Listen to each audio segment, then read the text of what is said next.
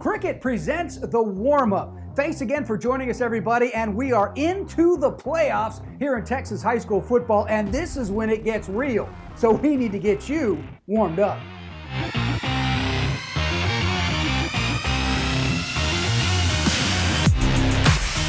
Hey fans, your temperature running a little high? Maybe a runny nose? No need to go to the doctor. It's playoff fever. We've got just what the doctor ordered. Postseason football. Let's take a look at some key first-round games in the Louisiana Hot Sauce Hot Zone. The big one this week is at Coppell. The Cowboys host Denton Guyer in the first round of the playoffs. They try to continue an undefeated season. Coppell put themselves on the map, and they blew out Louisville at home in Week 6. And they turned it over to their defense the final 5 games of the season.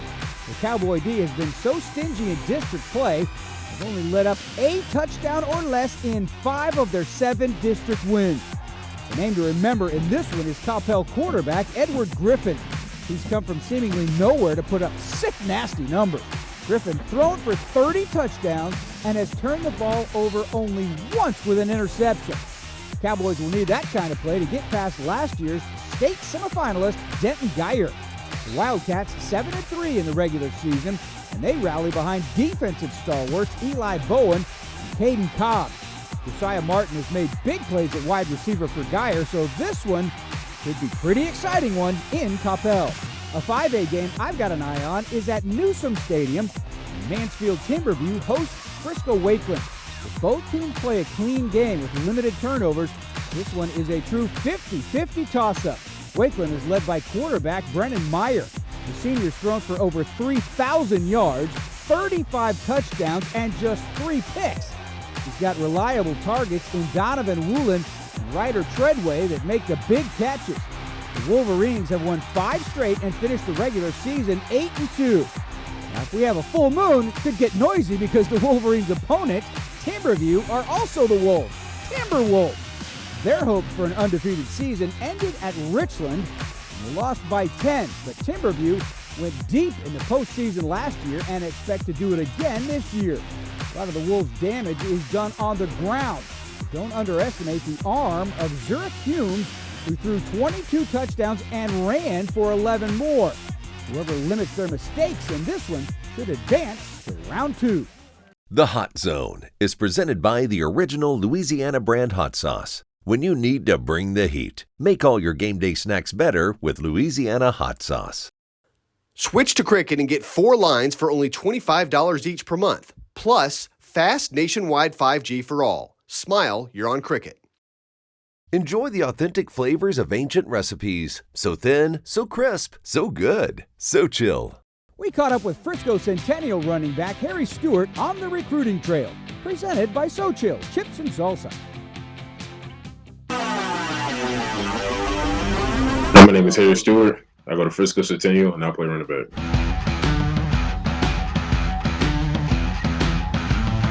I say just overall, out of the schools that recruited me, I feel like Kansas had the best fit for sure.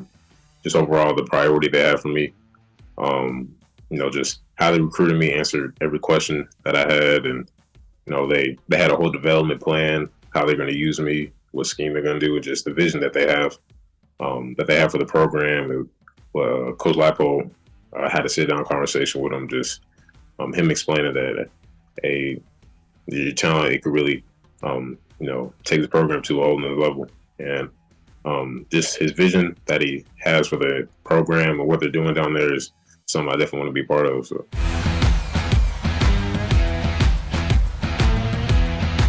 I say, just me on the field, I don't really talk a lot of trash. I don't really say a lot. I just focus on what I need to do to win the game and how I'm going to execute this play to the best of my ability.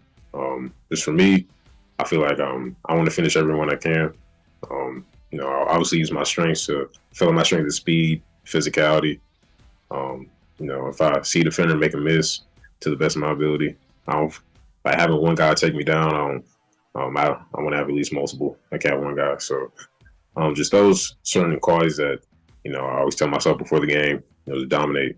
And I feel like I have a different mindset across other people, across the area.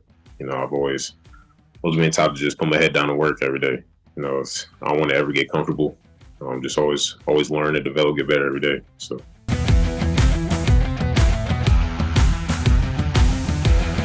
I'd say just the brotherhood we have overall, just playing my brothers from the beginning, it's my freshman year, and continuously seeing them getting better, and just the role that they've given me as saying, hey, you're the most experienced, and we want you to be a leader, and giving me the chance to hold people accountable, be able to say, hey, we need to do this, teach the younger guys what needs to happen, and just the role that that they're showing me, guiding me, showing how I could be the best leader I can.